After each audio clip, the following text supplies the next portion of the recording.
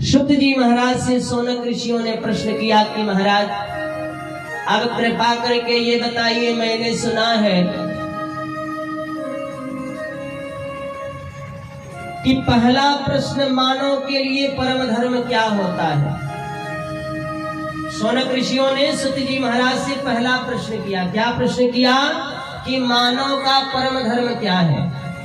सिर्फ खाना सोना ही नहीं है, मानव का परम धर्म क्या है। और दूसरा प्रश्न हमारा है, मंदिर में जब हम पूजा करने जाते हैं तो लोग कहते हैं दुर्गा जी बड़ी हैं, राम जी बड़े हैं, कृष्ण जी बड़े हैं, शिव जी बड़े हैं, तो महाराज हम किस देवता की पूजा करें, हम किस देवता को बड़ा माने।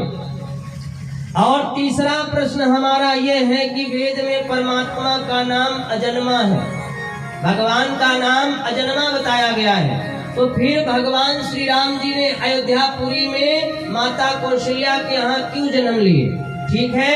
और चौथा प्रश्न हमारा ये है कि भगवान के अवतार कितने हैं, भगवान के अवतार कितने हैं। कोई कहता है 24 अवतार है, कोई कहता है 23 अवतार है, तो कोई कहता है 18 अवतार है।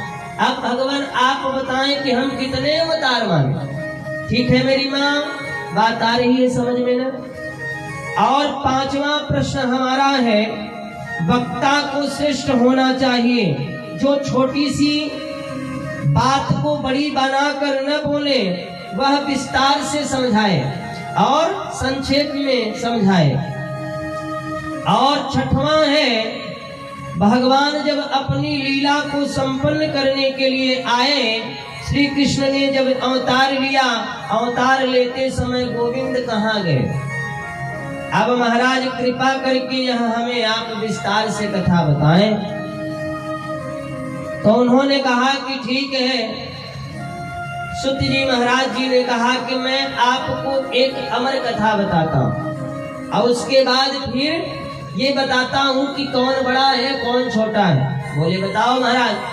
तो उन्होंने कहा, एक बार माता पार्वती जी बैठी थी कैलाश पर्वत पर और उनके मन में आया और बैठी थी, उसी समय नारद जी महाराज जी ने अपने मन में विचार किया कि हमने सबसे झगड़ा लगा दिया, लक्ष्मी के बीच में और विष्णु जी के बीच में झगड़ा करा दिया और सबके बीच में झगड़ा करा दिया, लेकिन आज तक भगवान शिव जी के बीच में और माता पार्वती जी के बीच में झगड़ा नहीं हुई है, तो हम कैसे करें। तो मेरी माँ